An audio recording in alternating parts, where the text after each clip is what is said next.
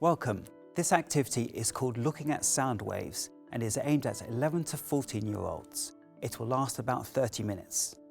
For this activity, you'll be getting young people to make their own non-Newtonian fluid, otherwise known as slime, and placing it on a subwoofer in order to take a closer look at sound waves.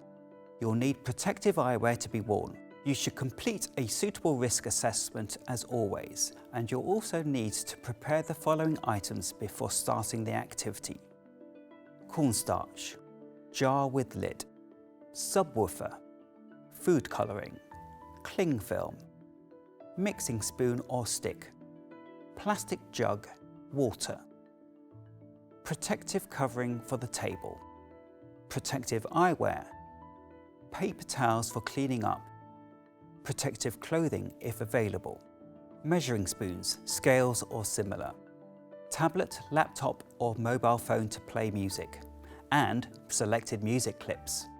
Optional, you could use tonic water to make fluorescent slime with a black light. You may want to prepare one or more subwoofer stations before the students arrive by covering them with cling film and setting them up to play different songs. Once you have everything ready, it's time to start the session. Let's begin. Firstly, begin by asking the young people which senses are stimulated when we listen to music. You can ask them if they've ever noticed that loud, deep sounds can be felt as vibrations.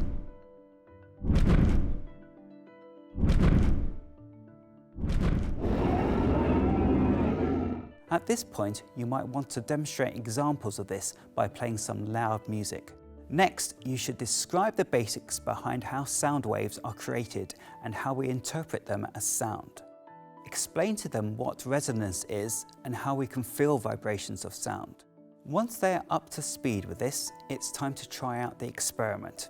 Divide them into teams of 2 to 3 and hand out the step-by-step student guides. This is a messy activity, so make sure you all wear eye protection and, if possible, suitable protective clothing, such as a lab coat or a large old shirt. It can get especially messy when adding the food colouring, so make sure you have plenty of paper towels on hand for cleanup. Remember to supervise closely and assist if needed when measuring out the correct quantities to make the slime. Start by mixing together 2 parts of cornstarch with 1 part water.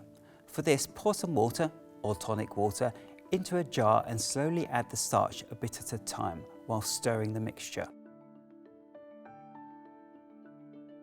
Make sure you leave plenty of room for the fluid to move, so don't overfill it.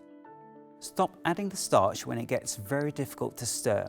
You should notice that the more force you apply to your mixture, the more the liquid acts like a solid.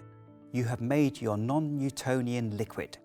You can either demonstrate the slime in the jar or pour it onto a pre-prepared subwoofer covered with cling film and observe what happens. There are examples of questions you can pose to the young people in the book, so it's a good idea to look at these before the activity and come up with some answers and explanations for them. You may only have one subwoofer available, so in that case you can turn this task into a demonstration where small groups observe the slime in turn to see the effect of different frequencies, while the rest of the teams create their own slime. Alternatively, you may want to get the teams to take turns to test across 2 to 3 pieces of music, comparing which had the biggest effect as they go. You could challenge them further by asking them to search for a tone generator on the internet. With that, they can change the frequencies played on the subwoofer, and you can challenge them to find out which frequencies work best to make the slime jump.